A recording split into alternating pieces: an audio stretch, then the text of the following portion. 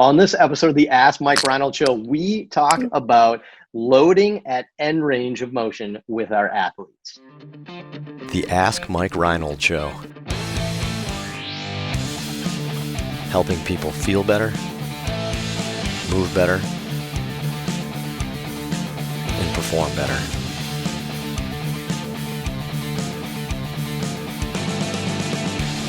Before we get to the podcast, I wanted to make sure you knew about my free online course on the Introduction to Performance Therapy and Training. If you want to learn how to get started optimizing and enhancing performance, this is the course for you. Head to mikereinold.com/performance to sign up today. Welcome back, everybody, to the latest episode of the Ask Mike Reinold Show. I am joined by Lisa Russell, Lenny Macrina, Dan Pope, Mike Scaduto, the physical therapy team at Champion PT Performance up in Boston. We are still at home in our self-quarantine, closed, non-essential business type scenario with the COVID situation. But, you know, I think we're still getting the message out there, and I still think we're doing a great job educating via Zoom. So we're really fortunate to be able to have, you know, this technology and stuff. Imagine if this happened a few years ago, right? Like, you guys wouldn't have any podcasts to listen to. I guess that's not the end of the world, but yeah, no, thanks again for joining us during this crazy time. I hope everybody's staying safe and healthy. And for this week's episode, we have a pretty cool question. I kind of like this one. Kind of excited to hear what Pope has to say. But Zach from Detroit asks, when dealing with athletes who have extreme range of motion demands for their sport, which is a lot of athletes, how do you go about loading them in their end ranges of motion? So great question, Zach. And heck, you can't say that all athletes are hypermobile, because that's certainly not true. We've all dealt with a lot of hypomobile athletes out there, but I do think athletes tend to be more mobile than the general population. Even the people that feel like they may be a little bit, stiff or something like that, maybe a little bit loose jointed than we think. Dave Tilley, everybody, welcome to the show. Awesome mid-episode. I love it. It's good. It's a good one for you. So, Dave, I want to send a huge apology to the crowd. So I have to repeat the question again for Dave, but just kidding. Dave. All right. So, Dave, this is a good question for you, actually. So, Zach from Detroit says, when dealing with athletes who have extreme range of motion demands for their sport, how do you go about loading them in the end ranges of motion? That's a good question. So, So Pope, why don't you start this one? Because I know, you have some good experience in this here, and then Dave, I know you're going to have, some really good experience with this with gymnasts, and then obviously, Lenny and I with baseball. Why don't we start with Dan, and Dave can start getting his blood pressure down, and getting prepared for. Hey, Dave, thanks. Well, I guess the athletes I have most experience with are going to be Olympic weightlifters. I don't know that people often think that Olympic weightlifters need extreme mobility, but you kind of do. You have to have a ton of overhead range of motion. You have to be able to squat super deep. And then you're also at end range when you're catching heavy loads, right? So I do think that end ranges of motion are a little bit more stressful on the joint than maybe, let's say, mid-range, right? So those end ranges tend to be the areas where people get hurt. So catching a snatch, right? Sometimes the shoulder gets hurt, sometimes the hip, knee, whatever it is. And the survey data even shows that people coming out of the hold in the squat, that's where people tend to get hurt, right? So two things.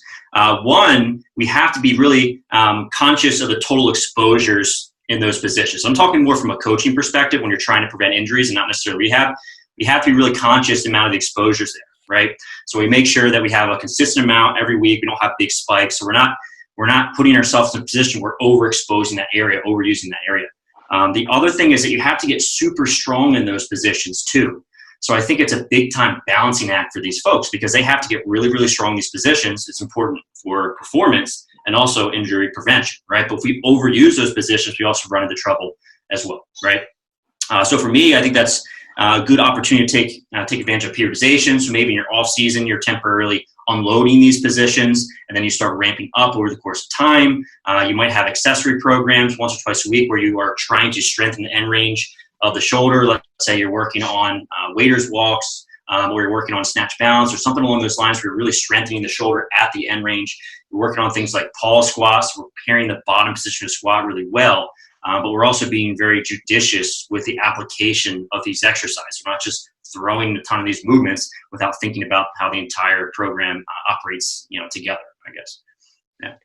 Keepers, Dan, you always come in like very humble, like, well, I mean, I guess I could answer this, and then you just lay the law down, right? I mean, just like pure wisdom right there. So, yeah, I mean, that's amazing, and I think Dan's got a very, from the Olympic lifting section of this, that makes total sense to get like some strength at like end range and these positions and stuff like that. That makes total sense, and I would include that as extreme end range to an extent. I think that's super important. Gymnasts, on the other hand, maybe a little bit different, right? Maybe a little different approach. Dave, how do you approach getting these athletes stronger at their end range of motion?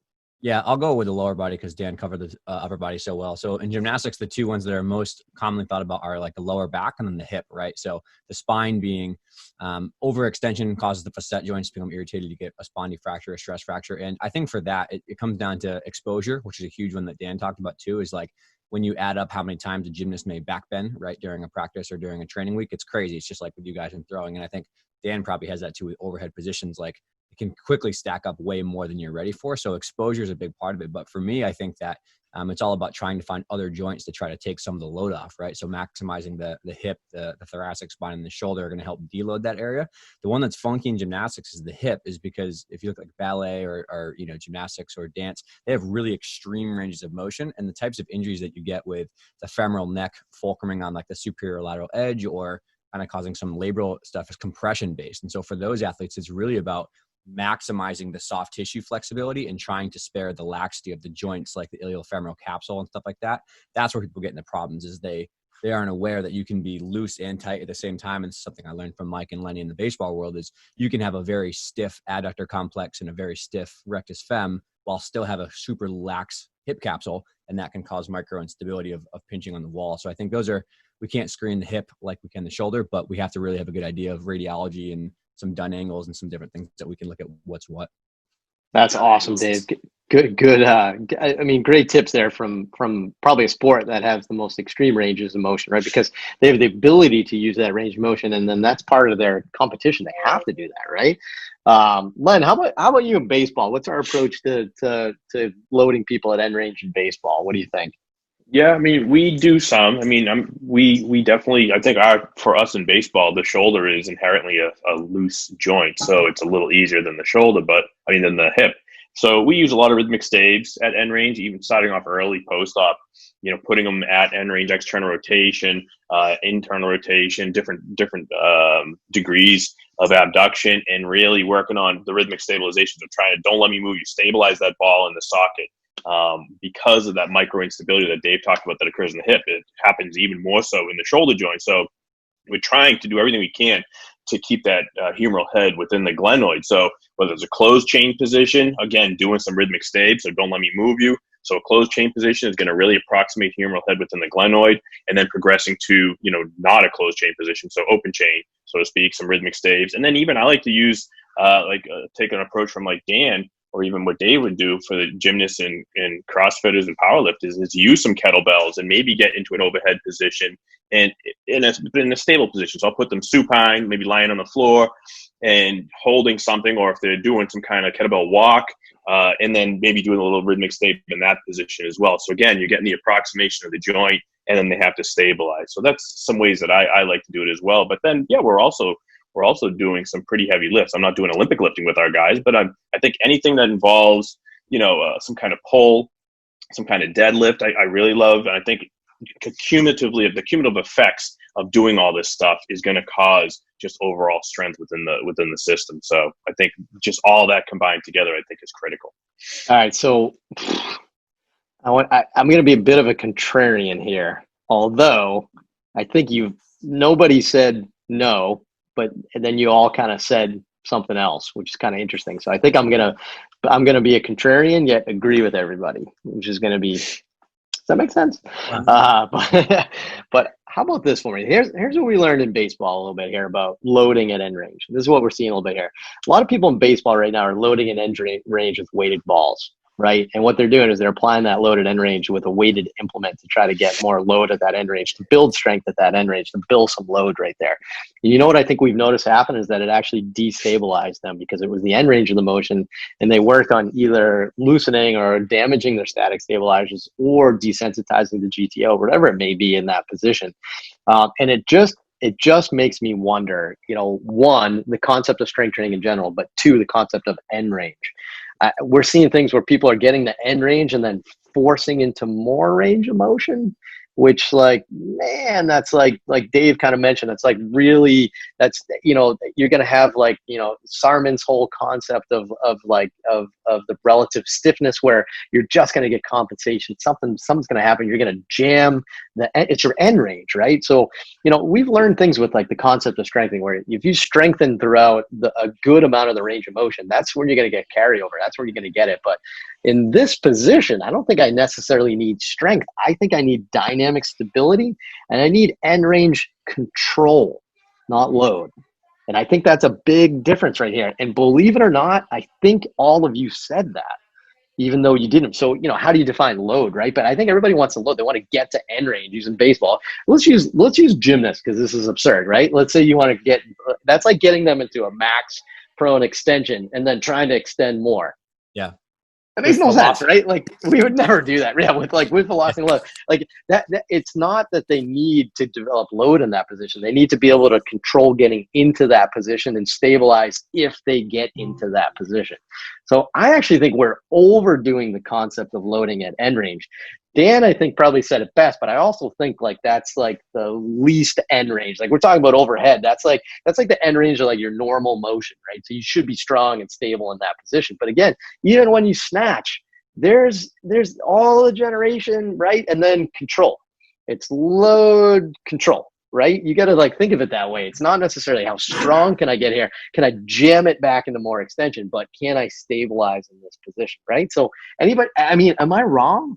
Just one thing I know that Dan. Dave's yeah, you are. No, you're right. You're right. There's something I can be wrong. There's something I know we all do that I think we missed over, and Dan and the gymnasts do this a ton. And I know baseball. It is crazy how much prep drills and technical work and strength. There's so much prep work in Olympic lifting before you snatch real heavy. And there's so much tempo, pause, eccentrics with squatting and overhead pressing that I think Olympic lifters, gymnasts do a ton of eccentrics to prepare their joints for end range.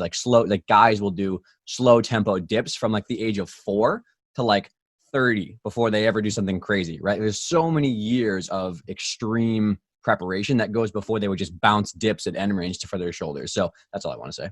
Yeah, it's a great point. I feel just right now, the trends right now, at least in social media, it's getting the end range, forcing it into more end range, right? And I think, it definitely looks cool. I think a lot of people that know me know that I don't love the sleeper stretch for baseball players, because you get the end range and just jam, you just torque the thing out of it. So I think a lot of people are going to regret all this end range of motion torquing they're doing on their hips in a few years. I think that's going to come back to bite a lot of athletes. I think we're pushing that a little bit too much.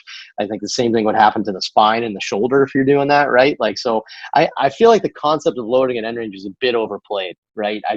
Let's get as strong as we can within the functional range of motion, and then be able to control and stabilize end range. I don't know. That would be my goal. Dan? This is probably just too much here, but I think for a lot of folks, that stiffness is protective, right? And we're talking about getting stronger, stable back here. Of course, we need to be able to prepare the positions that need to be loaded, but the other part is we might want some stiffness. That might be a good thing to have a little bit of stiffness, protects a joint.